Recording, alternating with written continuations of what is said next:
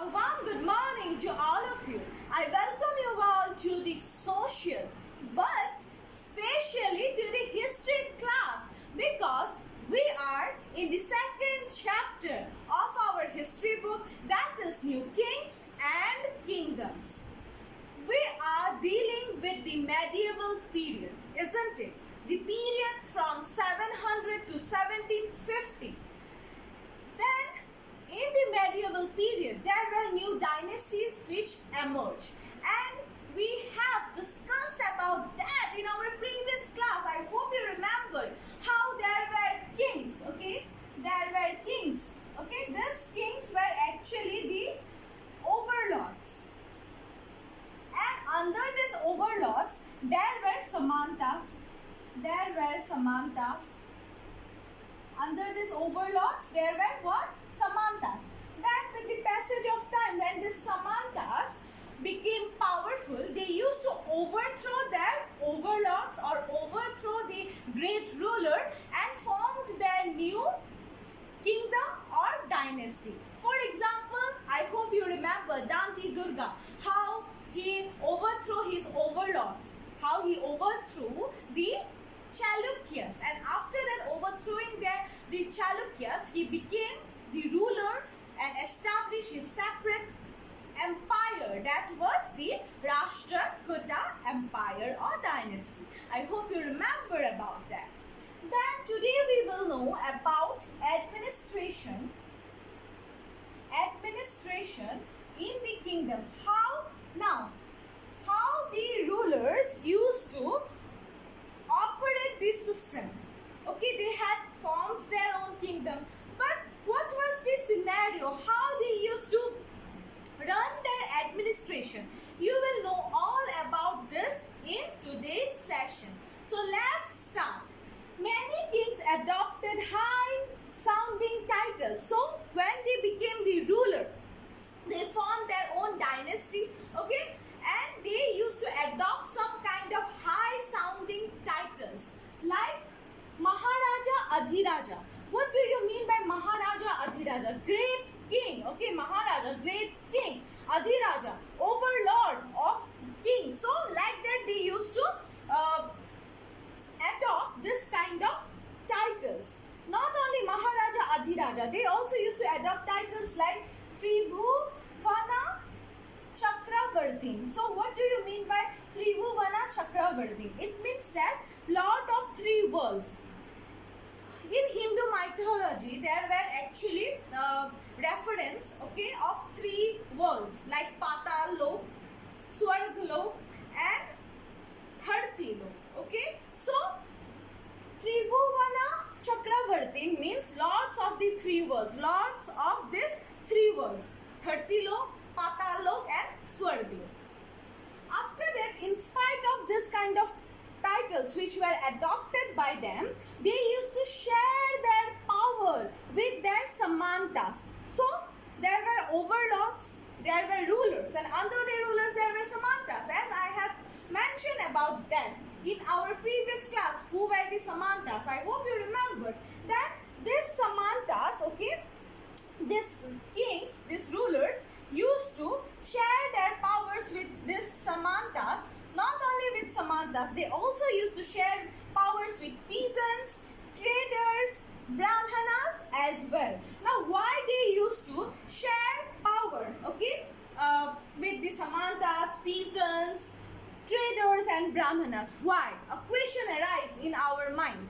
So, the answer to this question is that in order to run the administration efficiently, for effective administration, they used to share powers with this kind of people, okay, this kind of people like Samantas, peasants, traders and Brahmanas.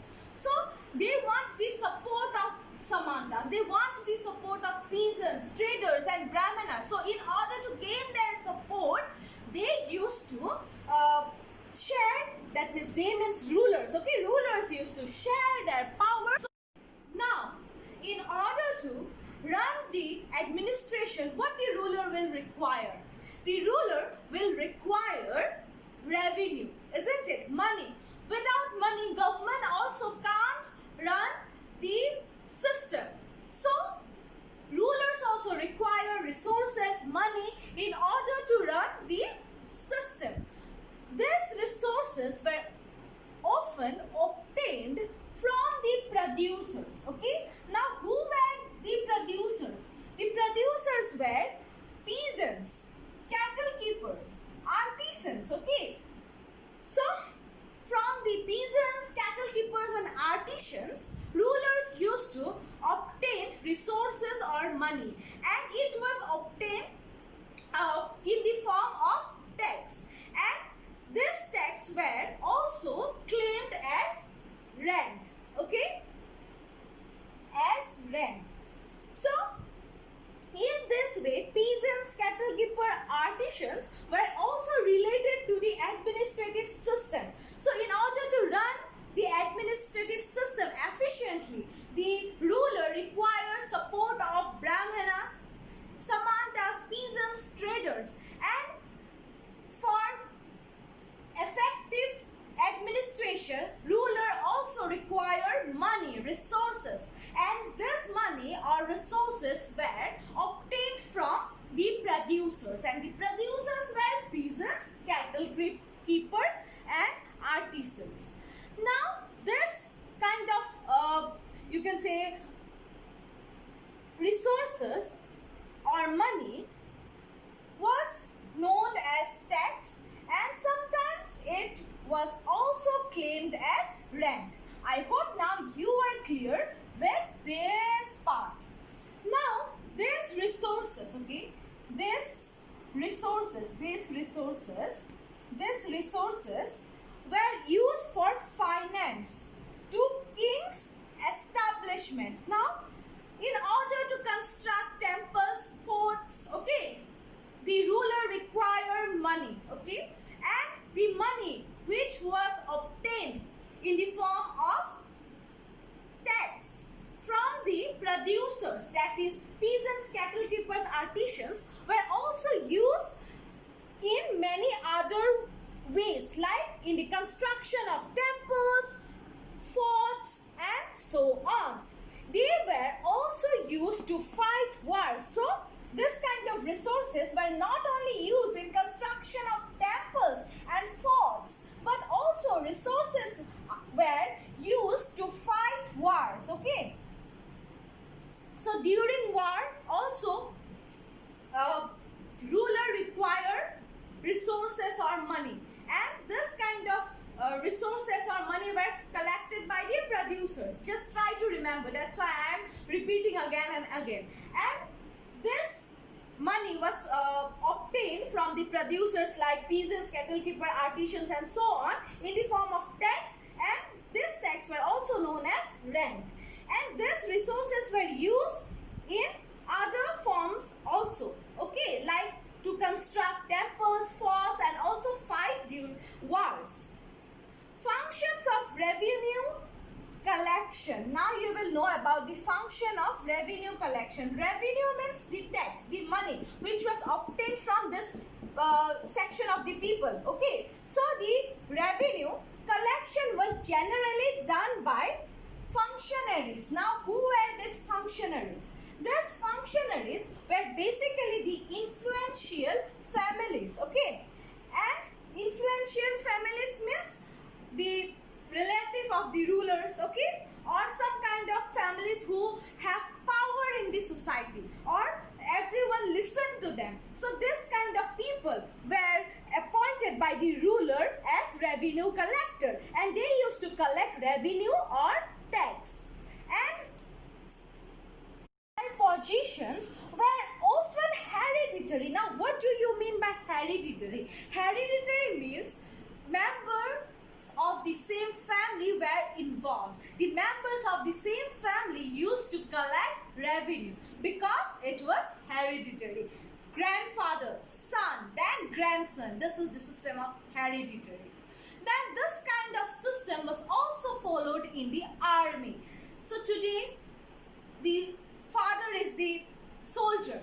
Then after the father, his son will will be the next soldier, like that. Okay, there were certain positions in the army like soldiers, commander, and these positions were appointed on the basis of hereditary. That means the members of the same family were also in army in that particular period of time, in medieval period. But what is the current scenario? For example, your father is in army. It doesn't mean that you will be also appointed in the army, because today this is not the system. Today the system has changed. Nowadays you have to appear for examination. If you will pass the examination, then only you will be appointed in the army. Okay, so today it is based on capability, but earlier it was based on hereditary. That's all. Now the next part is all about the box. There is a particular box in your this particular section, and the box is 400 texts. Now you will know about that 400 texts. So let's start about 400 texts.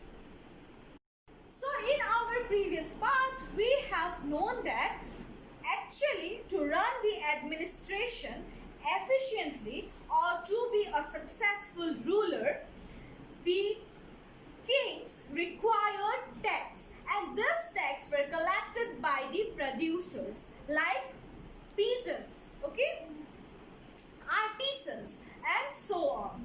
And these tax were used in numerous work like in construction of temples, forts, in army, and also the system of army was on the basis of hereditary.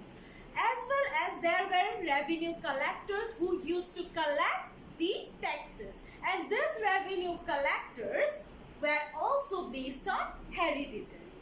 Now we are discussing about tax.